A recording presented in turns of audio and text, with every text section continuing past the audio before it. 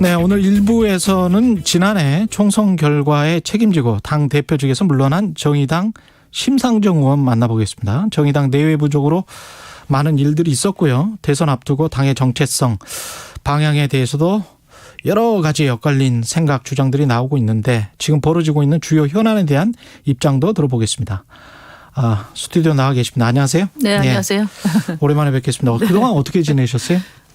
뭐 상임위 활동도 하고요. 제가 국토위거든요. 예, 현안이 국토위군요. 많습니다. 네. 예. 그리고 이제 또 뭐 저를 돌아보는 시간도 좀 가졌고요. 예. 네, 그 덕분에 남편하고 저녁도 먹고 넷플릭스도 보고 예. 그런 기회를 가졌습니다. 예.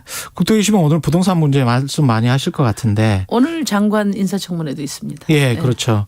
재보궐선거 결과에 대해서는 의원님은 어떻게 평가를 하십니까?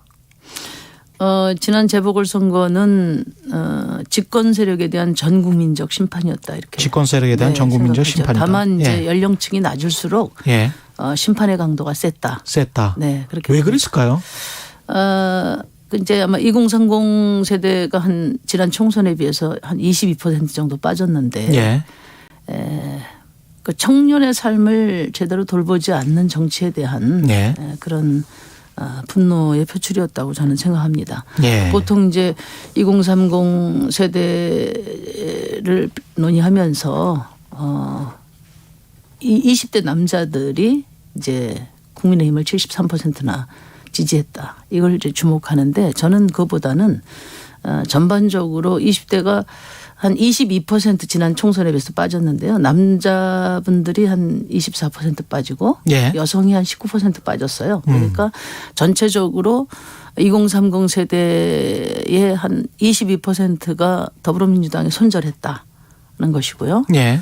또 그러니까 국민의힘을 지지해서라기보다는 민주당을 심판하기 위해서 국민의힘에 투표했다 이렇게 보는 게 맞다고 보거든요. 그래서 예.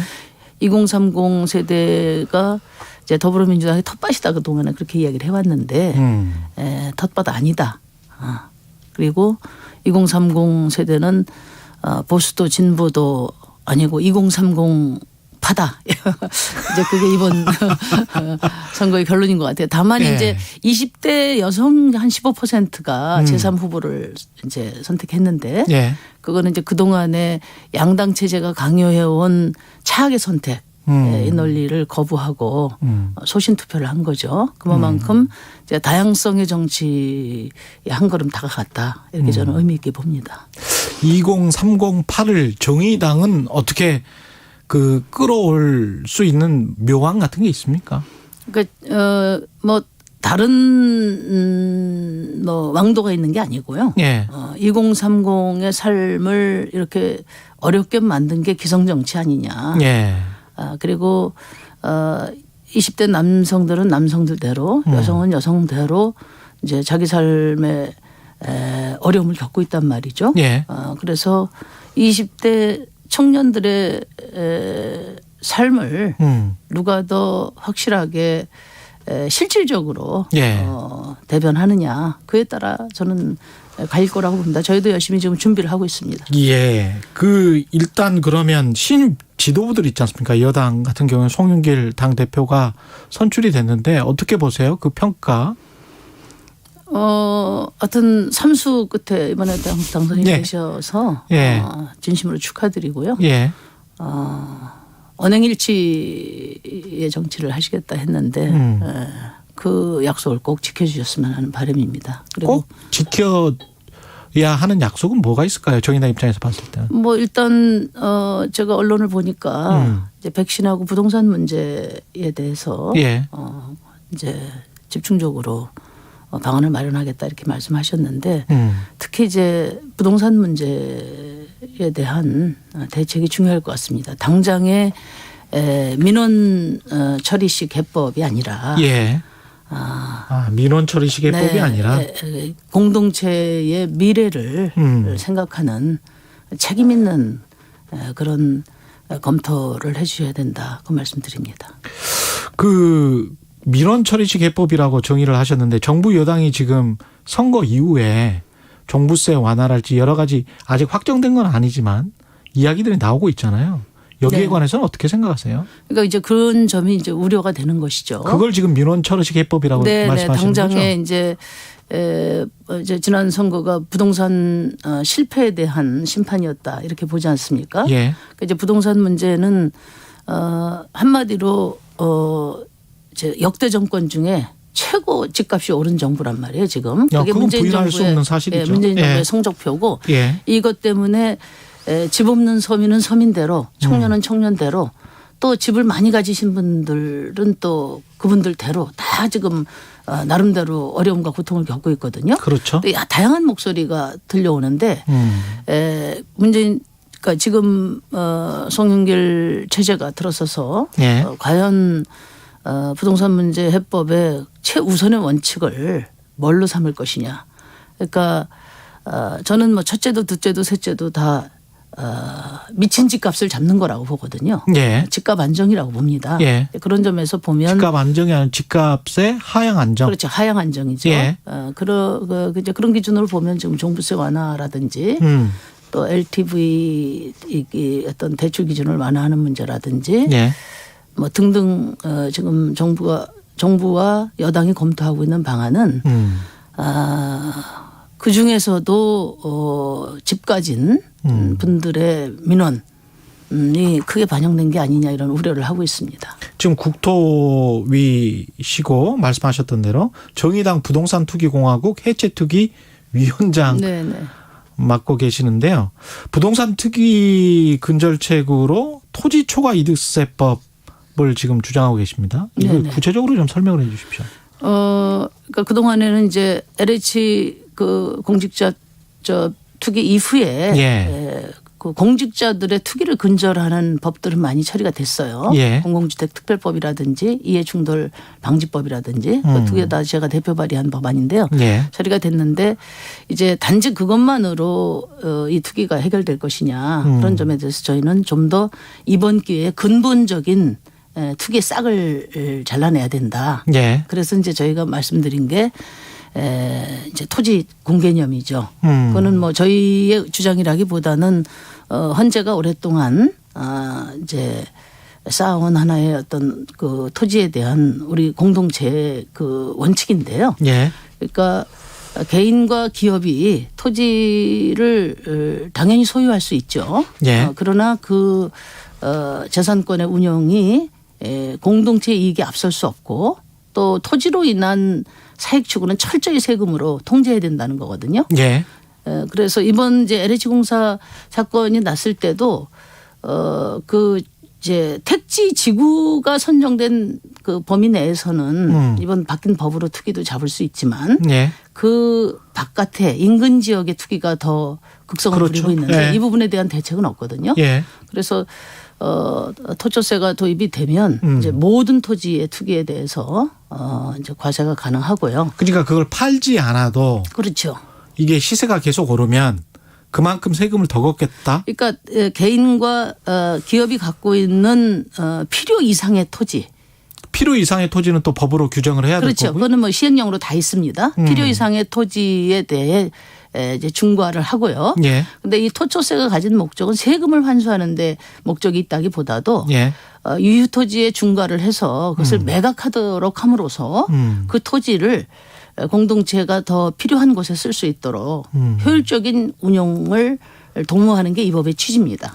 기존 토지들 같은 경우에 독과점적으로 소수가 가지고 있기 때문에 네. 소수나 또는 소수의 기업들이 가지고 있기 때문에 내 집 마련을 위해서 또는 공장을 짓기 위해서 예. 이제 토지를 매입하는 것은 당연히 그는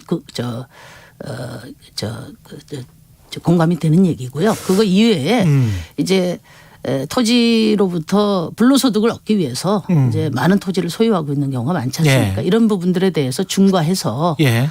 불필요한 토지는 세금 내기 싫으면 팔아라. 예. 그럼 그것을 국가가 매입해서 지금 이제 공공 택지 조성이라든지 공익적 목적으로 사용한다는 거죠. 지금 집 없는 서민을 위해서 여러 대책이 있는데 지금 뭐 집 지을 데가 없다는 거 아니겠습니까? 예. 이런 점에서 토지 초과 이득세의 필요성은 매우 크다 이렇게 봅니다. 제가 반론 차원에서 이야기를 좀 여쭤본다면 분명히 이제 그 언론에서는 그렇게 나올 것 같아요. 이익도 얻지 않은 그런 곳의 땅을 어떻게 또 세금을 더 걷겠다는 것이냐. 그리고 지금 종부세만 해도 종부세와 관련해서 그 종부세가 다시 시행됐을 때도 기억하시겠지만 뭐 사회주의네 뭐 여러 가지 이야기가 있었잖아요.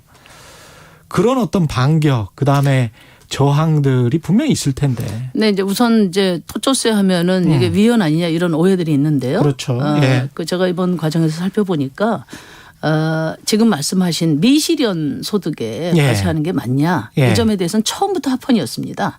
처음부터. 그리고 이제 그 법 조항이 현행법하고 여러 가지 충돌되고 무리수가 있기 때문에 이제 불합치 판결을 한 건데 예. 94년도에 법안을 낸 것은 그 이후에 4번의 위헌 소송이 있었는데 다 합헌이 됐고요. 이게 폐기된 거는 김대중 정부 때 그 IMF를 맞이해서 너무나 이제 경제가 안 좋으니까 경기부양 차원에서 이걸 폐지한 거예요. 아. 그리고 이제 그때 당시에 그럼 미실현 소득에 과세하는 게 맞냐 하는 데 대해서 헌법재판소가 명확하게 이야기를 합니다. 세금을 매기는 것은 예. 이제 그러니까 우리 조세 원칙은 세금을 걷기 위한 것뿐만 아니라 그 사회가 합의한 어떤 공동체의 지향 방향을 실현하기 위한 그런 유도적 형성적 기능이 있다는 거거든요. 그렇죠. 지금 우리 국민들은 소득 제공의 기능이 있으니까. 그렇죠. 우리 예. 국민들은 지금 우리가 모두 합의한 것은 뭐냐면 부동산 투기는 근절돼야 된다는 거고 예. 불로소득은 환수돼야 된다는 거고 그래서 이 토지는 5천만 국민이 다 필요에 따라 누려야 된다는 거 아니겠습니까? 예. 그런 취지로 보면 토초세의 필요성은 매우 크다 이렇게 봅니다. 지금 말씀하시는 게 이재명 경기지사의 국토보유세랑 좀 비슷한가요? 이제 불로소득을 철저히 환수해야 된다는 취지에서는 같은데요. 예. 토초세는 아까 말씀드린 것처럼 유휴 토지, 불필요한 토지 소유를 억제해서 그 매각을 유도해서 국민들이 필요한데 쓰도록 유도한다는 거고요. 이제 이재명 지사의 국토보유세는 그 모든 토지에 세금을 매겨서 그것을 기본소득의 재원으로 삼겠다는 거죠. 지금 말씀하시는 거 들어보니까 정부 여당에서 이야기가 지금 나오고 있는 확정되지는 않았지만 1가구 1주택자에 대해서는 종부세를 조금 좀 상향시켜서 일부 뭐 지금 한 전체 인구의 한 3, 4% 되는 거를 1, 2% 정도로 좀 낮추자 그런 이야기들이 오고 가고 있는 것 같은데 거기에 관해서는 확실히 반대를 하실 것 그게 같네요. 이제 특정 그 예. 민원 이제 처리식 해법이라고 저는 이제 보는 건데요. 뭐냐면은 종합부동산세라고 하는 것은 그러니까 시장의 그 부동산 가격 안정 조절 장치와 같거든요. 안정 조절 장치. 네, 그래서 이제 집값이 폭등하면은 세금을 많이 내야 되죠. 예. 그 세금을 많이 내므로써 집값을 안정화시키는 기능을 하고요. 또 이제 집값이 떨어지면은 세금도 적게 내니까 또 집값을 올리는 기능을 합니다. 예. 그런데 지금처럼 집값이 아주 폭등돼 있는 상황에서 이는 더 강력한 자동 안정화 장치를 더 해야 되는데 이걸 예. 아예 뽑아버리면은 예. 그러면은 이제 큰일 나는 거죠. 거품인 이유는 언젠가는 터지기 때문에 거품이거든요. 더 가격이 치솟게 될 것이다. 예, 그러면은 모든 국민들이 불행해지는 겁니다. 그래서 정부는 당장에 입에 쓴 약이라 하더라도 삼켜라. 예, 몸에 도움이 되는 선택을 해야 됩니다. 예. 그래서 지금은 더더군다나 이제 제가 말씀드리고 싶은 것은 이 종합부동산세 강화가 문재인 정부 집권 초기에 이루어졌어야 되는데 예. 이게 이제 그 하나만 한 종부세로 해서 집값이 폭등할 때를 폭등한 상태에서 어쩔 수 없이 지난해에 이제 종부세 강화를 했는데 지금 고지서도 발부가 안 됐어요. 더 빨리 신속하게 올렸어야 했다 이런 말씀이시죠? 네, 그것도 그런데 어쨌든 지금이라도 고지서도 발부가 안 된 상태에서 다시 이것을 흔든다는 것은 저는 그거는 이 정부가 말만 투기 세력과 전쟁을 한다고 하는 거지 투기 세력에 굴복하는 것과 다름없다. 그래서 저는 일관성을 갖고 어쨌든 정책을 시행해 보고 그 결과를 가지고 평가를 하는 것이 바람직하다 이런 말씀을 꼭 드리고요. 이렇게 이제 집권 여당이 법 바꿔놓고 시행도 하기 전에 자꾸만 이것을 흔들면 국민들에게도 마치 내지 않아도 될 세금을 내는 것처럼 그렇죠. 조세 저항을 부추기고 있거든요. 예. 저는 이것이 굉장히 심각한 문제다고 봅니다. 그 민주당의 송영길 신임 대표 같은 경우는 LTV DTI 완화 이야기도 좀 했단 말입니다. 네네. 선거 과정에서 이건 역시도 좀 문제가 있다라고 그럼 보시겠습니다. 그러니까 이제 이런 거죠. 이제 예. 집값이 지금 폭등했는데 대출도 안 해주면 어떻게 하란 말이냐. 이제 예. 이런 목소리가 분명히 있습니다. 예. 그럼 이제 그럴 때 정치가 어떻게 해야 되느냐. 이런 분들에게는 집값을 잡아서 집값을 안정시키고 또 이분들이 접근 가능한 저렴하고 질 좋은 주택을 공급하는 것이 저는 정치가 해야 될 일이지. 예. 비싼 집값 대출해 줄 테니까 비싼 집 사라. 이것은 저는 정치가 해야 될 일이 아니라고 보는 거거든요. 예. 그러니까 그거는 결국은 빚내서 비싼 집 사라는 것밖에 더 되냐는 거죠. 그러니까 정부 여당이 집권당인데 그러면 이제 어떻게든지 집값을 잡을 계획을 내놔야 되는데 예. 그 계획은 없고 이미 오른 것을 기정사실화한 여러 정책들만 나오니까 제가 좀 답답한 겁니다. 그 시간이 얼마 남지 않아서 대선 이야기 잠깐 할게요. 네네. 윤석열 전 검찰총장 같은 경우에 지금 각종 조사에서 1위를 하고 있는데요. 어떻게 보세요? 윤석열 전 검찰총장이 정치를 하고 대통령 만약에 나오겠다고 하면. 제가 그분을 잘 몰라서. 제가 예. 잘 몰라서 예. 제가 전망을 할 위치에 있지는 않습니다. 예. 다만 국민들의 새로운 기대가 투영된 사람은 그 누구라도 기득권당에 예. 들어가는 게 아니고 예. 국민들과 함께 그 자리에서 기득권 정치에 맞서 개척해 나가야 된다고 생각합니다. 기득권 당이라는 거는 어느 당을 그러니까 국민들이 말합니까? 지금 더불어민주당이나 또 국민의힘 이런 기성 정당의 정치에 예. 정치를 불신해서 예. 새로운 기대를 투영하고 있는 거 아니겠습니까? 그렇죠. 근데 그런 예. 분들은 국민들과 함께 그 자리에서 기득권 정치를 극복해 가기 위한 실천을 해야 된다 이렇게 봅니다. 과거에 보면 그야말로 제3지대에서 새로운 정당을 만들어라. 그렇죠. 국민의힘 들어가지 말고. 네, 예. 그렇게 해서 대통령 후보 나와. 호랑이 굴에 들어가서 예. 그러니까 호랑이 잡겠다고 호랑이 굴에 들어간 분들이 예. 호랑이가 돼서 나온 경우가 많습니다. 그래서 저는 지금까지 예. 국민의 어떤 새로운 기대를 모은 분들은 예. 기득권 양당 정치에 신물이 나서 기대를 준 것인데 예. 당장 권력 잡겠다고 기득권 정당에 몸을 실는 것은 그거는 이제 국민의 새로운 정치에 대한 바람에 어긋나는 것이다. 그런 생각을 합니다. 20초, 30초밖에 남지 않아서 정의당도 대통령 선거를 나와야 될 거란 말이죠. 대선 뭐 기획단. 당연하죠. 예. 예. 직접 나오십니까 혹시? 이제 당이 이제 어제 첫 회의를 했습니다. 예. 대선 기획단 첫 회의를 해서 당의 논의 과정을 조금 지켜볼 생각입니다. 당의 논의를 나오실 생각도 있는 거군요. 그러면. 일단 뭐 당이 중심을 먼저 잡는 것이 중요하다고 생각합니다. 알겠습니다. 오늘 말씀 감사하고요. 정의당 심상정 의원이었습니다. 고맙습니다. 네, 감사합니다. KBS 라디오 최경영의 최강시사 1부는 여기까지고요. 잠시 후 2부에서는 여의도 정책맨 더불어민주당 홍익표 의원 만나봅니다.